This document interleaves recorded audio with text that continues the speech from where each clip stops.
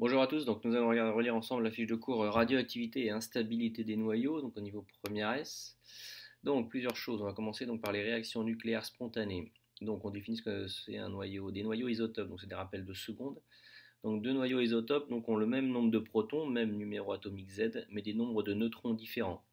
Donc par exemple ici vous avez deux isotopes du carbone, donc ce sont bien du carbone parce qu'ils ont tous les deux Z égale 6, donc on a vu en seconde que le numéro atomique caractérisait l'élément, donc C6. Par contre ici vous avez 12 nucléons et ici 14 nucléons. Donc vous voyez qu'ils n'ont pas le même nombre de nucléons, donc des nombres de neutrons différents, puisque ici vous avez 12-6 neutrons et là 14-6 8 neutrons. Donc deux isotopes ici donc du carbone. Vous avez aussi des isotopes assez connus de l'uranium, donc l'uranium 92, tous les deux Z égale 92. Là vous avez l'isotope 235 et là vous avez l'isotope 238. Donc au niveau des abondances isotopiques, donc c'est-à-dire que dans la nature on trouve 99,3% de cet isotope-là et 0,7% donc de cet isotope-là. Ensuite, noyau instable et radioactivité. Donc un noyau radioactif est un noyau instable. La radioactivité donc, est une désintégration spontanée d'un noyau radioactif. Donc un noyau radioactif est instable. Donc s'il est instable, il va donc se désintégrer de manière à former des espèces qui soient au bout d'un moment stables. Donc cette désintégration est naturelle lorsque les noyaux instables existent dans la nature et elle est artificielle lorsqu'ils sont créés en laboratoire. Ce sont des termes qui reviennent assez souvent et qui rappellent aussi les produits qu'on avait vus en seconde sur les synthèses, sur les produits extraits de la nature et les synthèses, donc les composés artificiels ou les composés, donc produits donc, synthétiques. Ensuite, activité et décroissance radioactive. Donc on vous dit que l'activité d'un échantillon radioactif est le nombre de désintégrations de noyaux radioactifs qui se produisent par seconde. Donc elle s'exprime en becquerel, donc de symbole grand B petit q, et diminue au cours du temps pour un échantillon donné. Donc des exemples. Par exemple, 1 kg d'eau minérale, vous avez donc une activité de 10 becquerels. 10 becquerels, c'est-à-dire 10 désintégrations par seconde.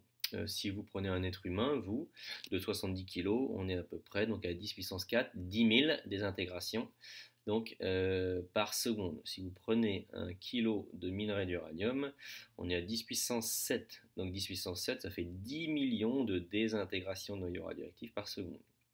Et si vous prenez maintenant un kilo de déchets nucléaires, donc ça c'est tout ce qui sort des centrales, donc ici vous avez 10 puissance 14. Donc vous imaginez 10 puissance 14, 10 puissance 9 c'est milliards, 10 puissance 6 c'est millions. Donc là on est à plusieurs millions et on est à des centaines de millions de désintégrations de noyaux radioactifs par seconde. Ensuite, on arrive au paragraphe loi de conservation et type de désintégration. Donc lors d'une réaction nucléaire. Donc il y a des intégrations. Il y a conservation de la charge électrique, donc j'ai mis ici en bleu, et du nombre de nucléons. Donc une réaction nucléaire n'est pas une réaction chimique. Dans une réaction chimique, on avait vu qu'il y avait conservation des éléments et conservation des charges. Dans une réaction nucléaire, il y a conservation de la charge électrique et du nombre de nucléons, ou nombre de masse A. On a vu trois types de radioactivité. La radioactivité alpha, où étaient émises donc des noyaux d'hélium. Donc ici, dans cette radioactivité, c'est-à-dire que le noyau instable donc, se désintègre en formant donc, un noyau plus petit et en émettant donc, une particule alpha. Une particule alpha n'étant rien d'autre qu'un noyau d'hélium. Regardez bien les conventions. Donc ici vous avez l'hélium, donc Z égale 2. Ici vous avez l'isotope 4, le plomb ici. Donc ici vous avez A 206 nucléons, 82 pour le nombre de protons. Et le polonium ici 210, 84. Vous remarquerez que ici la convention, les charges, les protons ici étant chargés, donc ils sont chargés avec une charge plus E. Donc ça veut dire qu'ici il y a 84 charges positives. Là il y en a 82 et là il y en a 2. Donc 84 est bien égal à 82 plus 2, et 210 est bien égal à 206 plus 4. Donc on vérifie bien les égalités en rouge ici donc pour les nombres de nucléons, et les égalités en bleu ici donc avec les charges électriques. Pour la radioactivité bêta-, dans ce cas-là, on forme une particule qui est émise qui est les électrons. Donc regardez bien les conventions. Vous avez donc un noyau instable, le cobalt par exemple, l'isotope 60-27. Donc vous avez ici qui va former du nickel, donc avec ici vous voyez un Z plus petit, nickel, un Z plus grand, pardon, 28, plus un électron, plus ici, donc un antineutrino. Alors, on regarde au niveau des notations pour voir un peu les conventions. Regardez bien la nouveauté, donc là il n'y a rien de nouveau hein, pour le cobalt et pour le nickel par rapport aux conventions qu'on a vues en seconde, Z, nombre de nucléons. Pour l'électron, la convention qu'on lui associe c'est -1, 0. L'électron, donc il a une charge -E, donc qui est l'inverse de la charge du proton. Donc c'est pour ça que par convention on lui met -1 ici en bas. Donc en fait, ici, on lui associe une charge -E. Donc c'est un peu comme si ici vous aviez 82 protons ici pour le plomb par exemple. Donc c'est 82 charge plus E. Et un électron n'étant pas un nucléon, donc il a 0 nucléon. Donc l'électron, il est symbolisé ici en réaction nucléaire comme un petit e, -1 en bas au niveau des charges, et au niveau des nucléons, c'est pas un nucléon, donc il y en a 0. Et il se forme aussi un antineutrino, donc ça, c'est parce que ça a été détecté par les détecteurs. On remarquera que l'antineutrino, c'est une particule qui n'est ni chargée et qui n'est ni un nucléon. Ensuite, vous avez la radioactivité β+, donc qui ici émet un positon. Alors un positon, on va voir ce que c'est. Donc ici, par exemple, vous avez du phosphore qui va donner du silicium, donc 15, 14, plus un positon E. Alors le positon, c'est un peu, si vous voulez, l'antimatière de l'électron. Donc c'est-à-dire que c'est la même masse, donc même symbole E. Sauf que cette fois-ci, c'est toujours les deux ne sont pas des nucléons, 0, 0. Par contre, lui, il a une charge 1. Donc c'est-à-dire qu'il a la même charge que le proton, mais il n'a pas la même masse. Donc c'est ce que vous voyez ici, par exemple l'électron et le positon. Donc ici, vous regardez la même masse, et par contre ils ont des charges totalement opposées.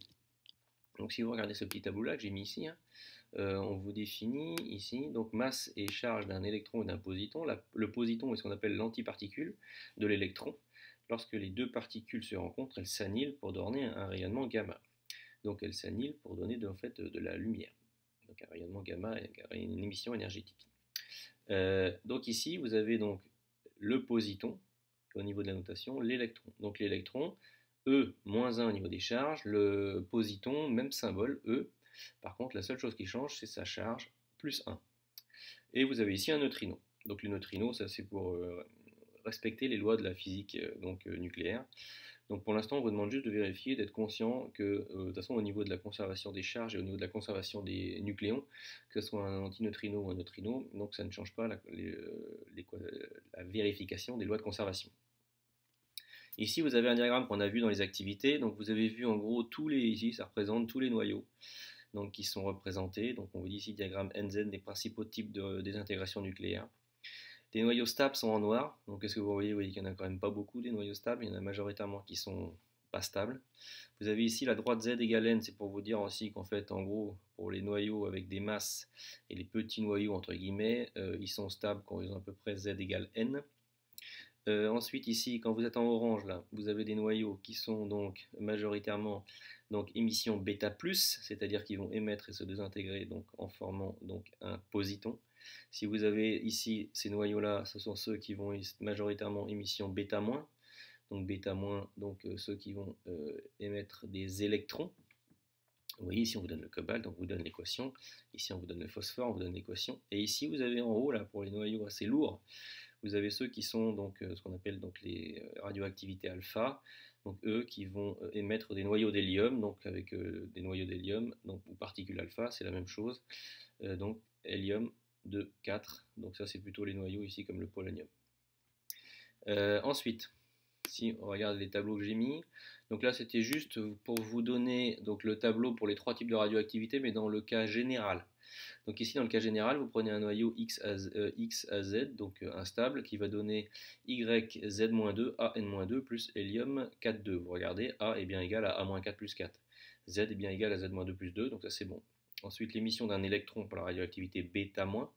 Donc là vous voyez former l'électron, donc là si vous avez Z, là vous avez Z plus 1. Si ici vous avez pour le positon la radioactivité β+, si vous avez un positon E01, là vous avez Z-1. Et vous pouvez le vérifier encore une fois sur les exemples qui vous sont donnés ici. Donc en fait ça c'est des exemples, pour comprendre c'est bien, et ça pour les règles générales, c'est bien de savoir qu'au niveau des règles générales, ça c'est beaucoup plus général, ça peut s'appliquer donc à beaucoup de cas. Je vous rappelle un petit tableau avec ici donc les symboles des particules, donc l'électron, je ne reviens pas dessus avec le positon, les deux, moins 1 au niveau de la charge, 1 au niveau de la charge pour le positon, ce ne sont pas des nucléons, donc 0, 0. Les neutrinos, antrineutrinos, donc particules assez spécifiques à la physique nucléaire. Le neutron, donc le neutron n'est pas chargé par définition, donc si c'est un neutron que vous devez former dans une réaction, il a 0 charge, donc 0 nombre de charges, et par contre c'est bien un nucléon, donc on met 1 en haut. Le proton, lui, il est chargé, charge plus E, donc c'est bien un proton. Donc ici 1, comme s'il avait un Z égale 1. Et ensuite c'est bien un nucléon, donc il a 1 aussi. On arrive ensuite aux réactions nucléaires provoquées.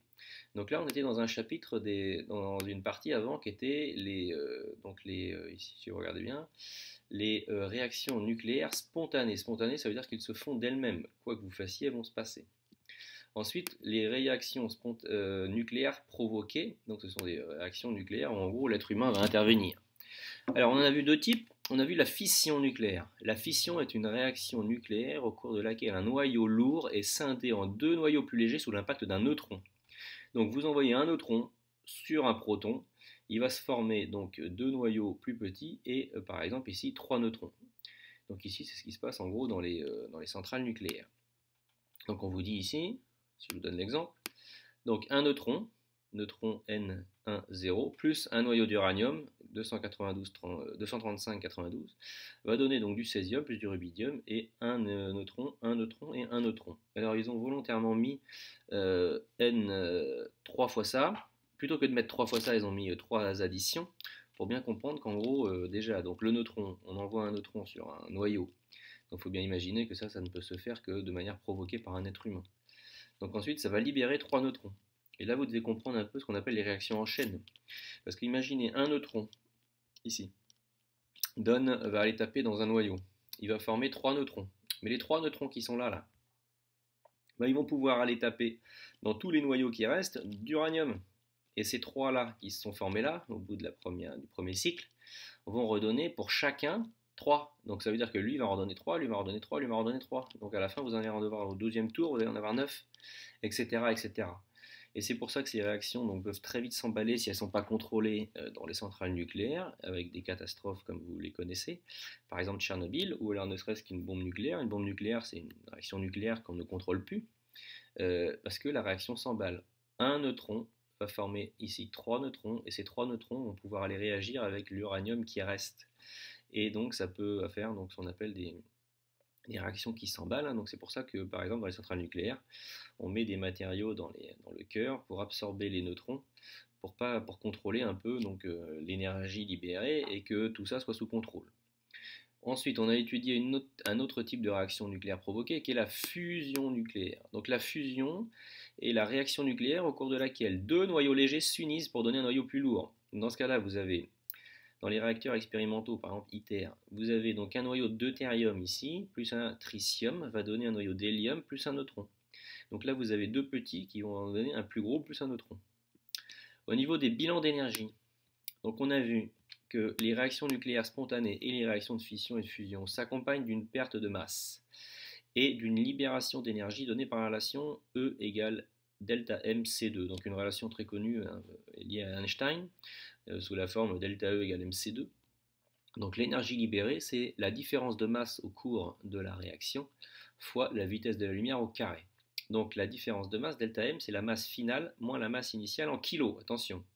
La vitesse de la lumière, en mètres par seconde, vous prenez donc la valeur qui vous sera donnée, qui sera généralement donnée avec beaucoup de chiffres significatifs, et vous obtiendrez une énergie libérée en joules. Alors attention, delta M, c'est la masse entre, en gros, tous les produits moins la masse initiale, c'est-à-dire la masse de tous les réactifs. Donc par exemple, si je prends le cas de cette équation ici, qui se passe donc ici, si je reprends, alors pardon, je vais vous montrer d'abord celle-là, je vais parler de celle-là.